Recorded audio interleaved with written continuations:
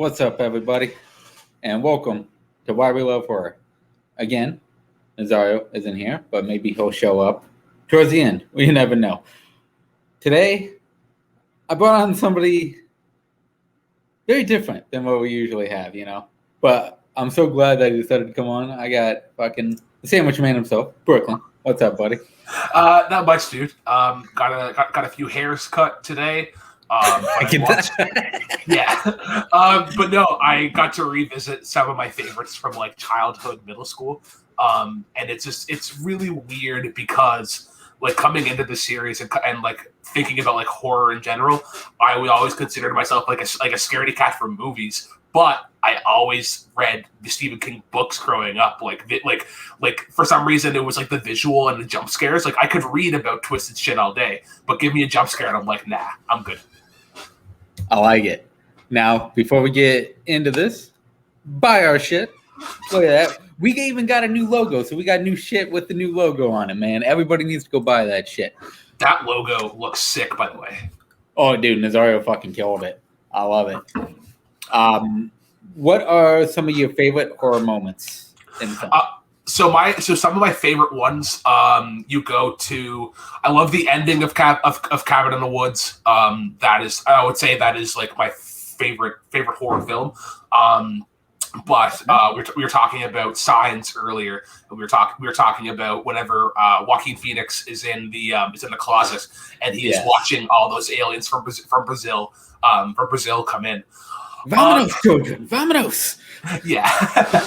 But other favorite moments from horror movies. I wouldn't necessarily call this one like a horror movie, but I think my favorite horror movie like with a great story was Monster House. I kind of loved the. I like the aspect that they did with that. I think Steve Buscemi, his character is really cool. Where it's like it's similar to what you would see later with Stephen Lang in Don't Breathe.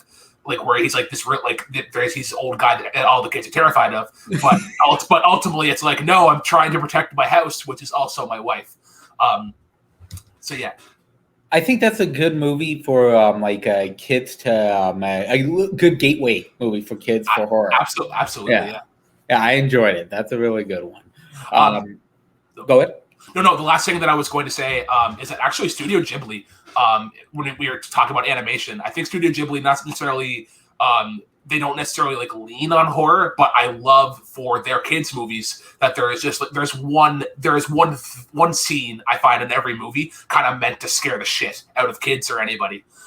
So like it's always fun to see movies not necessarily like pivot around horror, but use horror in non-traditional ways. I like that. And speaking of non-traditional, you brought up Cabin in the Woods, which you said is your favorite horror movie, which, hey, I love the shit out of that movie, man. Because when I first saw the poster of it, you see the cabin and then you see all the layers below it on the poster. And I looked at it going, this looks like an Evil Dead style movie. I have not seen a trailer for it at that point. So I was looking at it going, what the fuck is this movie? And I went, I want to watch it. And I'm so glad I did not see a trailer for it. And I walked in completely blind because that movie is so fucking insane. No, I first heard of that movie through my brother. Same thing. Like I might have seen a trailer, but I wasn't really like aware of like the concept. And then whenever like I'm not a mass. I don't think the first half is like okay or whatever. But it's really whenever they discover like The Office and everything that's going on, and then you really get to see like the all the shifting elements and what see like the monsters and like that big wall.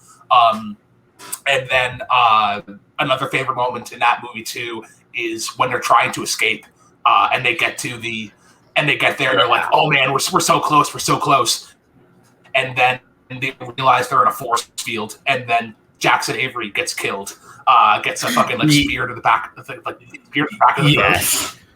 Oh yeah, it's fucking brutal. And a beautiful joke by Chris Hemsworth there, where they show it at the beginning, they show the little force field, but they put enough time around it to where some people may have forgotten that that force field was there. And even if you have it, you just see Chris Hemsworth on the bike and you go, he's going to get fucked up right now. It's fucking hilarious. It just bangs against it and just keeps banging against it all the way down. Yeah. And it's just who got you into horror? Who got me into horror? I would probably say my dad. The first horror movie that I watched was Signs, but he and like my grandmother and my uncles were massive Stephen King fans, and they all kind of loved different books of his. So like for my dad, my favorite of his, or his favorite, was the Tommyknockers. One of my uncles was a big fan of The Dark Towers. My personal favorite Stephen King book actually hasn't been made into a movie, but I hope that it gets made into a movie. It's called Blaze. It was done during his Richard Bachman run. But if you've never read that book before, essentially a kid and this old guy go to kidnap this rich kid's baby, and then the old man dies, and essentially that kid still has the baby that they kidnapped, and it's like what happens after this old guy dies, and like what do they do from there. But yeah, like Stephen King in general was sort of what I got into. Obviously, not necessarily a movie, but a TV series that I loved. It had the bug and that worm, and it was always like animated anthology series, and it always started with it happened to a friend of mine. I'm gonna look that up. I think Blaze would be a great adaptation. I'm surprised nobody's tried to tackle that, or if they have, why it didn't go through, because that is one of the few ones that can do great. Like it has the same tone as like a Misery and shit like that. Yeah. So I did a quick little research, but if you want a great horror anthology series, and I just realized this is only from Canada, Freaky Stories. Freaky Stories. Okay, I got to look that up. Yeah, I have not heard that. This was one, that we watched a lot as a kid, but it literally has like a puppeteered sort of bug and worm introducing every story, and they go into kind of like this comic book storyboard-esque thing. But yeah, I loved it as a kid. Dude, that's awesome. I like that. Now, before we get into the movie today, I want to bring up a subgenre that hasn't really been touched that much, like kind of with Lucas with when we did Piranha, the remake of Piranha, because it has the same type of thing. Horror spoofs, horror comedy-ish, where we got like Return of the Living Dead, we got What We Do in the Shadows, Cabin in the Woods that you brought up, movies that take the genre and they add humor to it. Now, a big series that took off, and it's one of the ones that you picked, is the Scary Movie franchise, where it definitely leans more towards comedy than it does horror, but it does do the thing that you want to in these types of movies. It takes horror movies and it puts a little fun to it, and it puts a little spoof to it. Oh! What the hell happened there? That's been doing that random lately, and I can't figure out why. But no, you're absolutely right. The scary movie franchise has been interesting to say the least. I wouldn't say they've all been like spectacular. If you go into them as like sort of like B level horror comedy or whatever, one that you didn't mention that would have been perfect for like just horror comedy in general, Adventureland or Zombieland. Zombieland, yes, that's another one. Yeah. But what I love about the scary movies, in particular the first three. I haven't seen 5, and I think 4 is when they get like really bad. In the first few, you get the spoof of the genre itself, but also character traits within the genre. So if you go into like the first scary movie is definitely a parody of like Scream and I Know What You Did Last Summer, and those like sex crazed teen heartthrobs.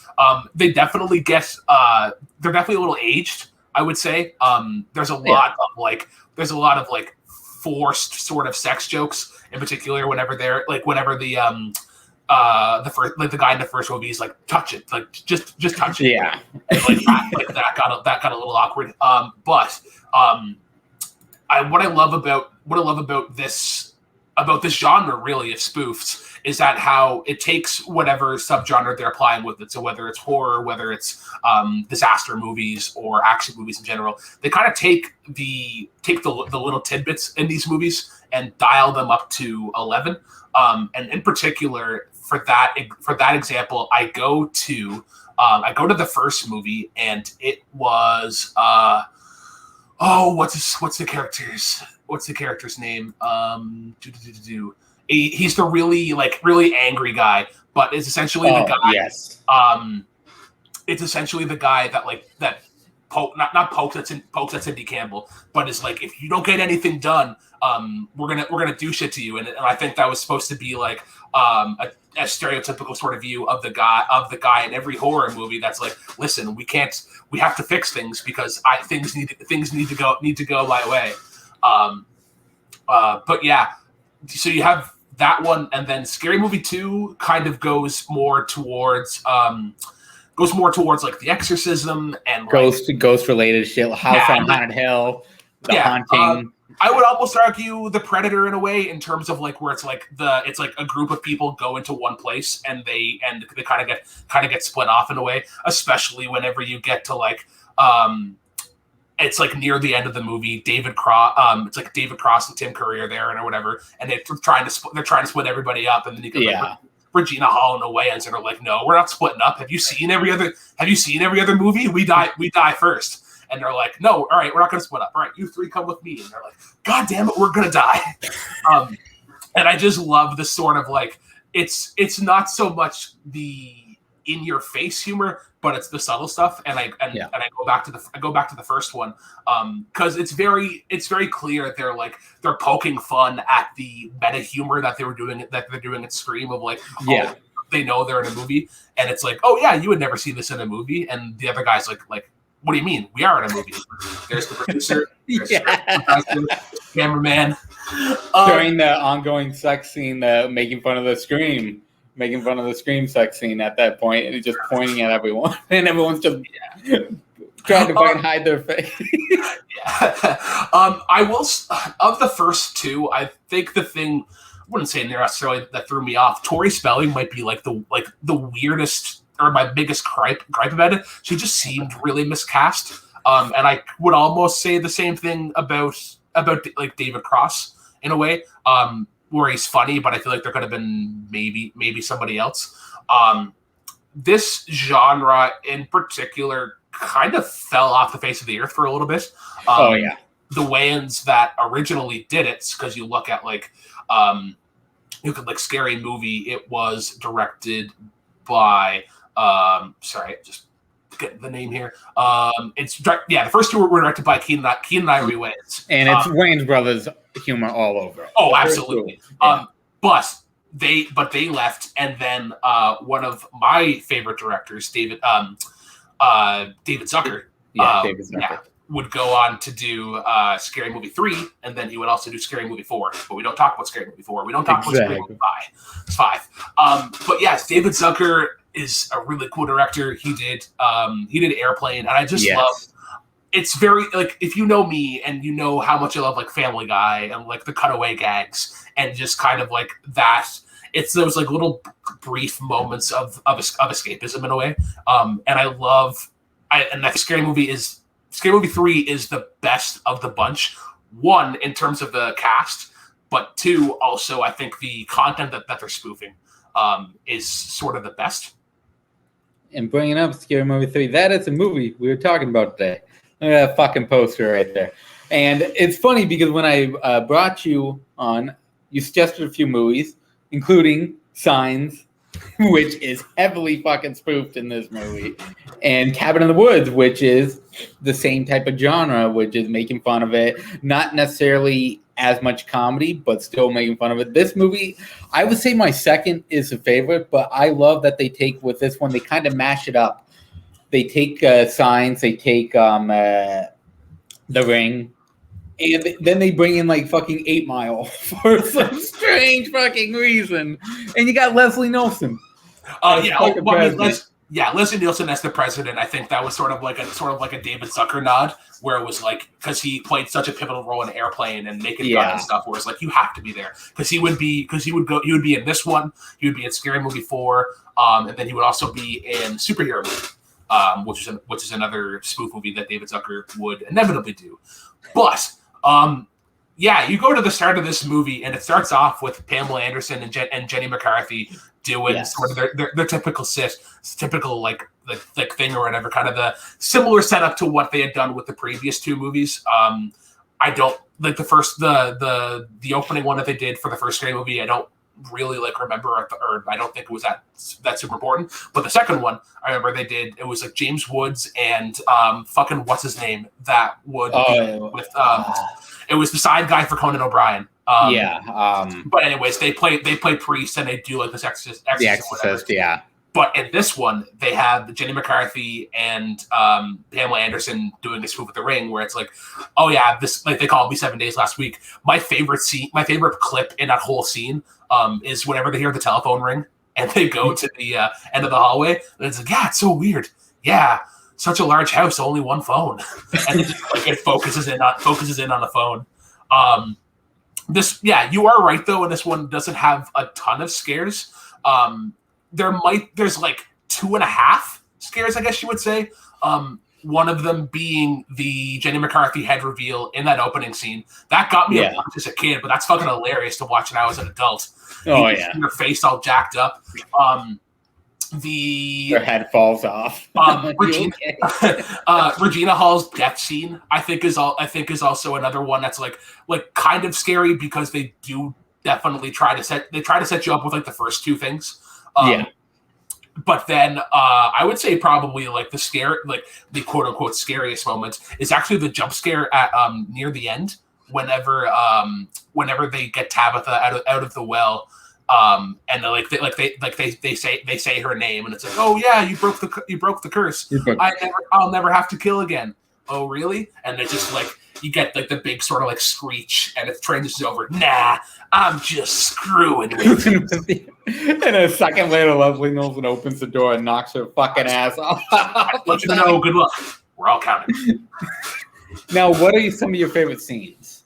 Some of my favorite scenes, I would honestly say Anthony Anderson and Kevin Hart are probably like the scene stealers in this. This was actually Kevin Hart's debut, I believe.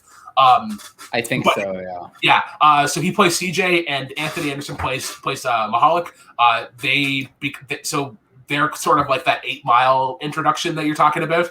So how they do it in the movie is they have Charlie Sheen and the guy who plays George, Simon Rex. So they're meant to be like brothers. Charlie Sheen being like the Mel Gibson character from Signs, but George being like Joaquin Phoenix, but also being like the 8 Mile guy. And they bring him in. In particular, I love the funeral scene. Whenever they're trying to bring her back, and they immediately throw him out the window, and they do a callback to a previous joke that they did whenever he was he was like, I'm never going to try and do this again, but then he goes to the funeral yeah, that's the last time I try to bring somebody back from the dead again. It's just like it's the seriousness and how he delivers that is like it's like you're very convinced that he's trying to do this 100 times. But I go back to Anthony Anderson and Kevin Hart. I love because they do it a few times throughout the movie, and they bring it back in Scary Movie 4 when they have these sort of like back and forth mini arguments. It's like, you can't go to bed dead. Well, yes you can. It's like if you wake up and a couple laugh, well, you ain't dead. Well, you're gonna go to sleep. Okay, well, if you're asleep and you're dead, then how did you wake up dead? Well, then you just go to bed dead. And it's just like the silly sort of randomness of that. I think is great. I think I lean more towards the Signs parts, especially with Charlie Sheen waking up, hitting his head. It's so stupid, but it's so hilarious. And then they the car accident part, and he goes, Hey, I'm gonna need a ride home. Yeah. It's so ridiculous, so stupid. This is what happened to your wife. Short wiener and a half? No, this is what happened to the taco. I'm not getting this medical lingo. Also, another funny moment that happens early on in the movie, and I think it kind of plays into the parody of Signs and where like things are just adding up, is whenever Charlie Sheen is initially talking to the sheriff, and then it pans back and forth, but every time it pans back to the sheriff, you see her hat getting bigger. Yeah, and then it's like Charlie Sheen doing his typical like confused look, but it works. Oh yeah, 100%. And one person we didn't bring up is the little kid, The little kid is fucking unreal. Him and Jeremy Piven, I think, are like the best like little moments. And especially like whenever you go to that funeral scene and you get to the kid. Also, the name of this kid, because I don't think he's done a ton of acting since then. Cody. It's Drew Makuska. Yeah. He did Scary Movie 3, Scary Movie 4, and he has more credits in music than he does as an actor. Okay. Yeah, his actual last acting credit was in 2006 with Scary Movie 4. Shit. Yeah, but I love the moment in the funeral where he's lining up everybody, where it's just like, that baby's gonna die. Smoke all you want. You're gonna get hit by a bus. And then the last one, the guy in the wig. You're not fooling anybody. Now, who would be your favorite character? My favorite character? Yeah. Cindy Campbell. Cindy Campple. Because she is essentially. Sorry, I'm gonna pull up the actress's name right quick. Oh, Anna Faris. No. Sorry, Anna Faris. But the actress in Airplane, because she's essentially doing Julie Haggerty. She's essentially doing a Julie Haggerty performance, I guess in a way, especially like coming off like if you go watch Airplane and then go watch especially this in terms of like the facial expressions and kind of like what they're going through. I think David Zucker is trying to get the same sort of style, and it works. Oh yeah, like these were perfect movies for her. Going through all three, her and Regina Hall together are fucking great. And that scene with Regina Hall kicking the shit out of the ring goal is fucking hilarious. And another part that we didn't bring, another spoof, is Matrix and Queen Latifah. And Eddie Griffin. And George Carlin as well. Yes, George Carlin, yeah. As the architect. Yeah. Honey, I'm trying to watch the game. Really? Lakers win by 12. That must be annoying, yeah. And it's like, yeah, I can't even bitch about women I ain't slept with yet. And also, this is not necessarily scary, but another hilarious moment is whenever Cindy meets with the architect and they're explaining how the videotape got out. It's like, I rented a copy of Pootie Tang. But I replaced the video and it's been circulating. So the video's been spreading ever since, just like Pootie Tang. Now, what is the favorite movie that's spoofed here? Favorite movie that's spoofed? Signs. Yeah, Signs. Yeah, it's fantastic the way they go through pretty much even the aliens showing up. And it's fucking like that spawns one of my favorite scenes, which is when Kevin Hart's gang shows up. They step on the shoe and then they fucking just kill each other.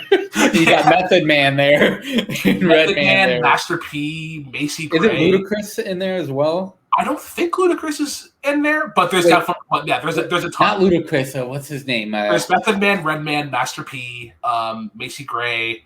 I'm trying to think who else is in there. Oh, what am I? Maybe Old Dirty Bastard. That could be who I'm thinking of. Yeah, but you mentioned the sign. You mentioned the signs thing. Yes. You mentioned that scene, and I remember. I love whenever they're trying to communicate with the aliens, like through with a knife or whatever, and it cuts back to Charlie Sheen. It's like these guys have mastered flying planes, but they can't open a wooden door. Which is perfect. That was how much shit Signs got at the time. Was part of that was they can't open a fucking door. They can fly here. They take probably my favorite scene or favorite favorite scene in Signs is whenever Joaquin has the bat and like because in Signs itself, I think that scene is actually quite good. But then they just they take that scene and add on the continued callback of the Cody just gets the shit kicked out of him. Swing away and he's just whooping his ass. This guy gets hit by a bus. He probably had something done to him by Father Muldoon, which is like, Daryl Hammond has a fantastic cameo in that. I just love it. It's like Cody, Father Muldoon is here, and it pans over, and you just see like the chair just slowly unsettling and like running away. And then he shows up and he's bringing out the wine and shit like that. Starting to light the candles. Here, Cody. But I think with the first three, they definitely hit the top with the first three. After that, the ones that we don't talk about, 4 and 5, they lost all of what. Like, I don't know what it was. I don't believe they were the same writers after 3. But definitely the Wayans brothers leaving after the first 2 kind of hit a very big snag. Because they were, at the time, they were killing it with the spoof. Like, don't be a menace while drinking juice in the hood. They were there for the spoof. They were perfect for the spoofs. And with them leaving, I think it kind of hurt the franchise a little bit. And David Zucker took the reins with the third one and continued it with a lot of funny moments in it. Now, I would not say this is my favorite out of the 3. I would actually lean towards 2. I love 2 because I love the making fun of House on Haunted Hill and shit. Yeah. Also, the dinner scene in that one as well. Whenever he's doing the mashed potatoes and the turkey, and it cuts over to Tim Curry, he's like, "Is there anything here that you haven't personally prepared?" Also in Scary Movie 2, I love David Cross's character trope of just like, no, I'm going to do this myself, and it starts off so like mundane, but then it's like, one of the last ones is him trying to go up the stairs, and like in a normal situation you would obviously help that person, but he's like, no, I'm gonna do this myself. Get away from me. Yeah, and like pretty much the exact same thing that Leo DiCaprio does, but just going upstairs. Yeah. But sorry, to kind of talk quickly about Scary Movie 4, because I think it is cool. I think they are doing some funny things in there. In general, I kind of like what they're doing with War of the Worlds and The Grudge were kind of the main 2 spoofs. I love what they do with the kid, and the opening scene in that one I think might be the strongest one. Where it's like the Saw opening. And it's Shaq and Dr. Phil, and essentially Shaq calls out Dr. Phil for being a little bitch because he was like, "Yeah, Mama was always right," and Dr. Phil's like, "Yeah, Mama wasn't always right," and then he's like hacking off this foot. It's like, "Yes, I finally did it. Wrong foot." Fuck! Falls over, and it's like that was actually kind of funny how they set up like the 4 for Scary Movie 4. And I think with these types of movies, especially the subgenre in itself, I think should be like, it's kind of gone off the last couple of years. The last great one that I remember coming out probably would be What We Do in the Shadows, and even I enjoy the hell out of Zombieland 2, Double Tap, and it has the same type of thing of spoof on zombies, vampires, such like that. This genre, I think, has its place in horror history for sure, and these movies definitely made an impact. The first 3 made a fucking impact on people. It was something different, something new. Yeah. Lol. Yeah. So yeah, it's funny. Based on the last 3 weeks, Boatman, Barr, and myself, like a who's who of why we love of like horror enthusiasts. Absolutely, I know, right? but it's funny when you were talking about like horror spoofs and how they've tried to like revitalize them. I know the Wayans brothers, they did try to come back with like the 50 Shades of Black. Oh yes, and a Haunted House as well came out, which was more so like a take on like the paranormal activity, I guess. We were just mentioning that. Horror? No, we were just mentioning this, Drew, that we were talking about the subgenre of horror spoofs and taking horror movies and adding a little humor to them. We brought up Cabin in the Woods. We brought up Return of the Living Dead, Zombieland. Such like that, and it does have its place, you know. It definitely leans more towards 100%. It definitely leans towards comedy for sure, and it does have its place in horror though. The subgenre of horror comedy spoofs is there. This one, as we've stated, is on the. It was the last good one of this franchise. Maybe they'll revise it. 100%, man. Yeah, Drew is not a horror guy whatsoever. That makes sense. Sorry. Oh no.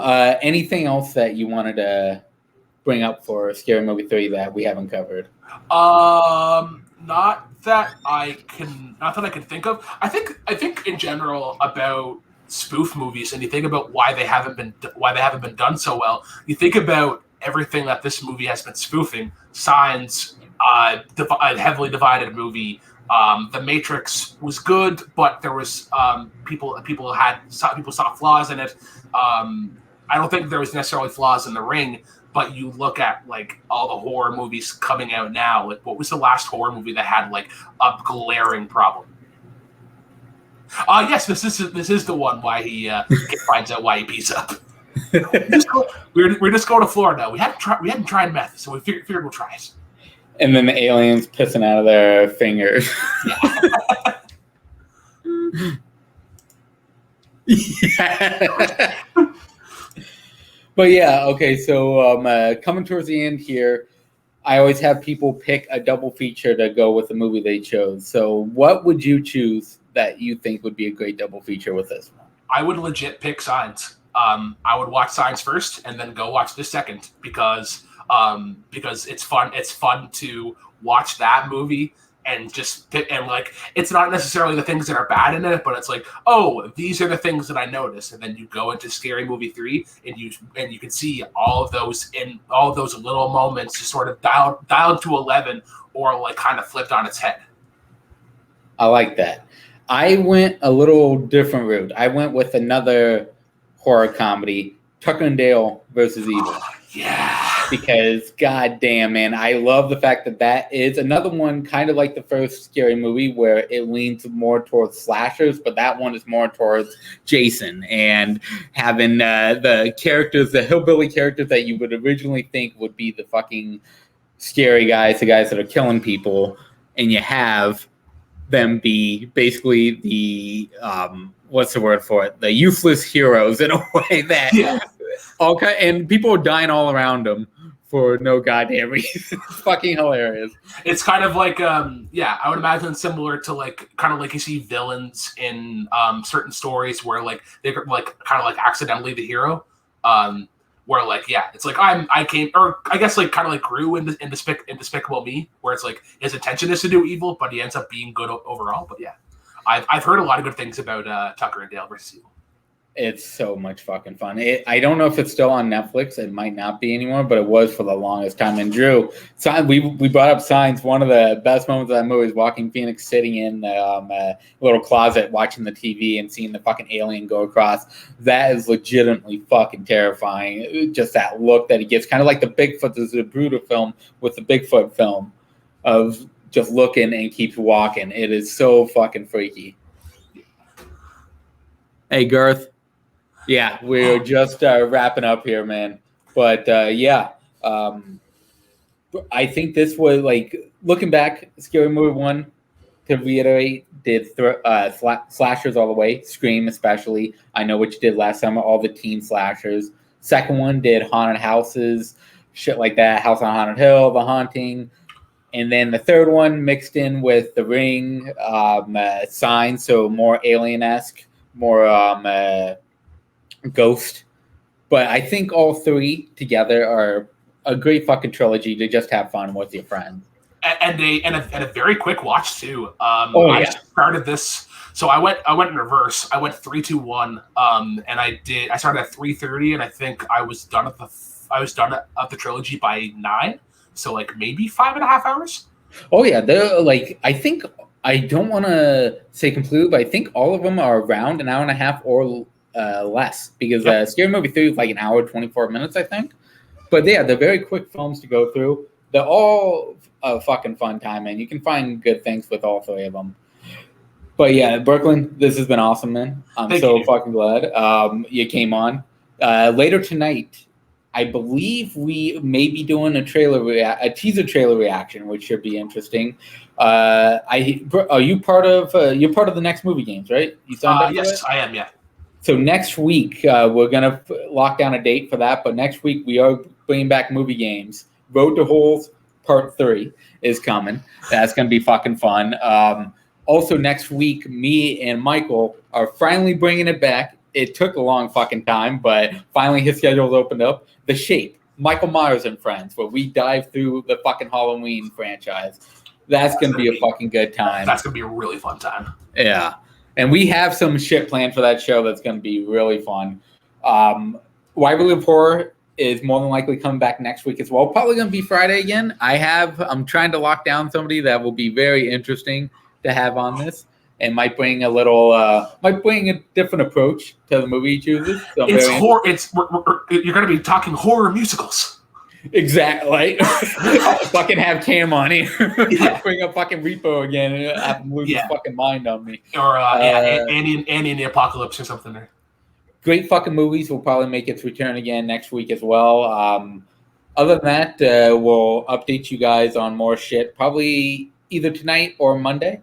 If you guys have not seen episode 100, my fucking probably the favorite thing I've done in this community. It was so much fun. There's so many people involved in this community in that episode. If you go down on the link, our YouTube link, if you're not following us on YouTube, the link is down there. Go click on it. It's about just over an hour.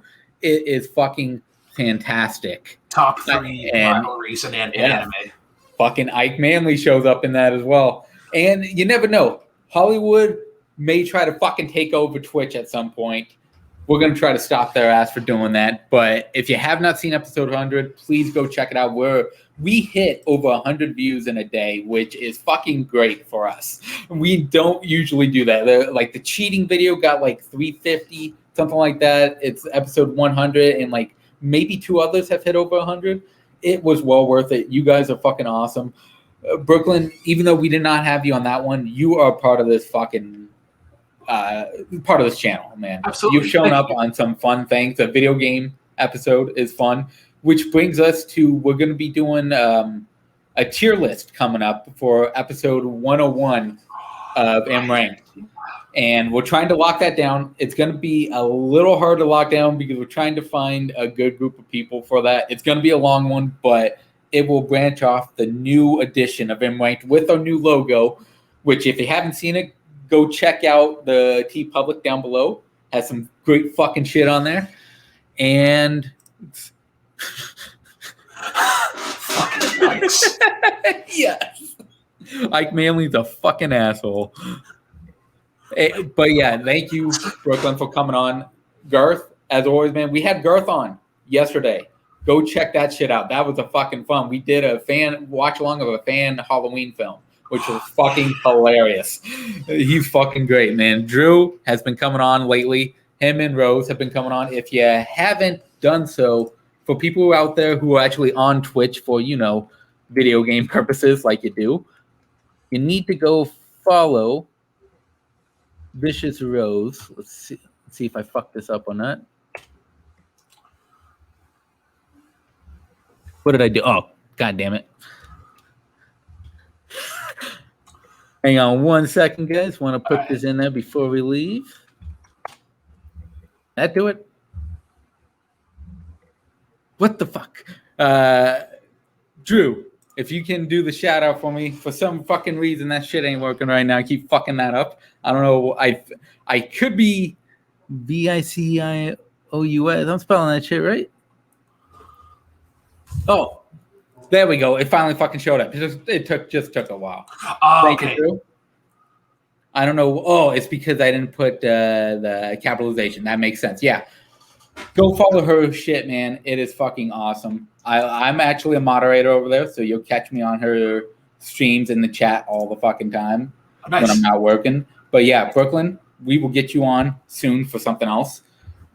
After movie games, especially, because you need to fucking win one of those, man. I want to see you in a fucking championship. One of these days, I will actually get good at a game that I create. Right? But thank you again for showing up, guys. This was fucking awesome. We will see you next time, probably later tonight for a little bit. Thank you, guys. Take it easy. We don't have music, of course, because, you know, it's Twitch and we don't want to get fucking screwed. So we do some fake dancing. We'll